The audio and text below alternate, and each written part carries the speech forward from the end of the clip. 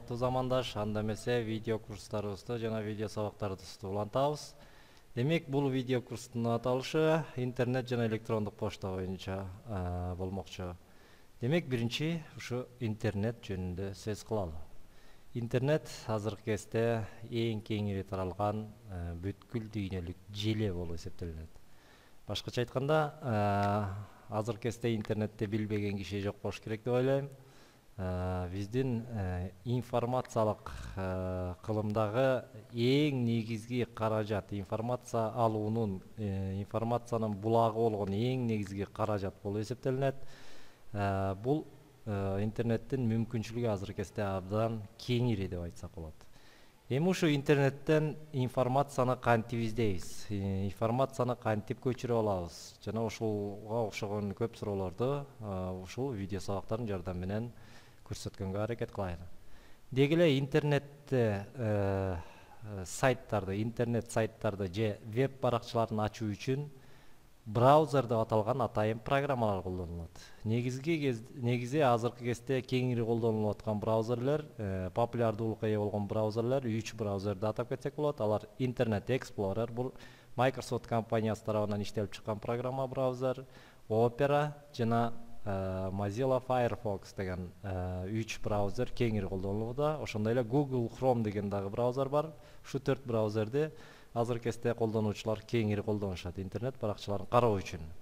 Эми деги эле браузердин түзүлүшү кандай? Браузерлер мынакей бул жерде сүрөттө көрүнүп тургандай, ар бир браузердин түзүлүшү, жалпы түзүлүш схемасы бирдей. Демек, мынакей ачылганда сөз түрдө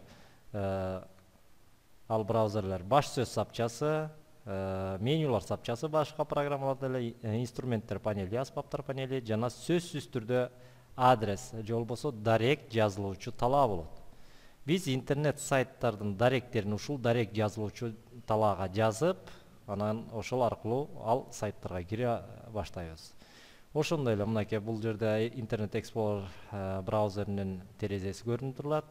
Ал эми бул жерде Opera браузеринин терезеси көрүнүп турат. Мынакей бул жерде эле ошол менюлар сапчасы, аспаптар панели жана сөз түрдө дарек жазылуучу талаа мынакей көрүп турасыңар. Ошондой эле негизи мынакей дарек жазылуучу талаага сөз түрдө дарек www деген 3w-дан башталат, анан точка, анан ошол сайттын дареги жана kg деген бул зона. kg, ru, us же болбосо башка кайсыл зонада болсо, ru дегенибиз бул российский зона, Россия зонасы, kg деген Кыргызстан зонасы, kz деген бар, ал Казакстан зонасы, uz деген Өзбекстан жана башка. Ушул ар бир өлкөнүн өзүнүн зоналык домени бар. kg деген ушулардын баары домен деп аталат. Эми деги эле маалымат издөөдө, эгерде биз ошол сайттардын даректерин билбесек, бирок бизге кандайдыр маалымат керек болсо, бизге издөө машиналары деген атайын программалар жардам берет.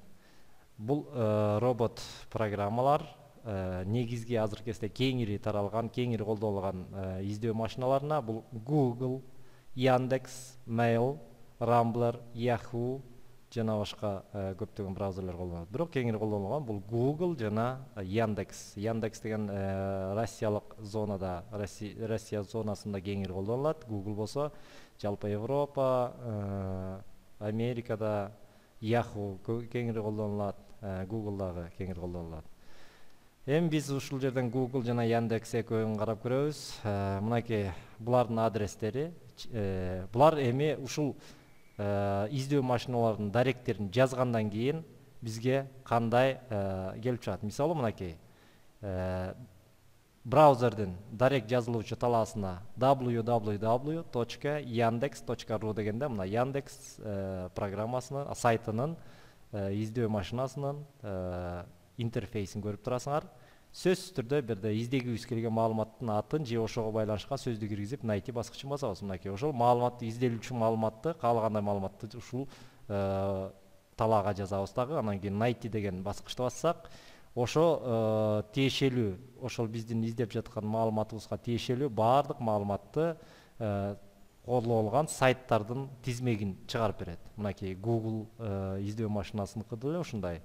Ачылганда сөз түрдө издегибиз келген маалыматтын атын же киргизүүчү талаа келип чыгат. Поиск Google дегенди басып туруп анан кийин иштеп чыгара алат экенбиз. Мынакей Mail.ru дагы ошондой издөөчү талаа. Сөз түрдө ар бир издөө машиналарында ушундай биз издей турган маалыматты жазуучу талаа болот экен.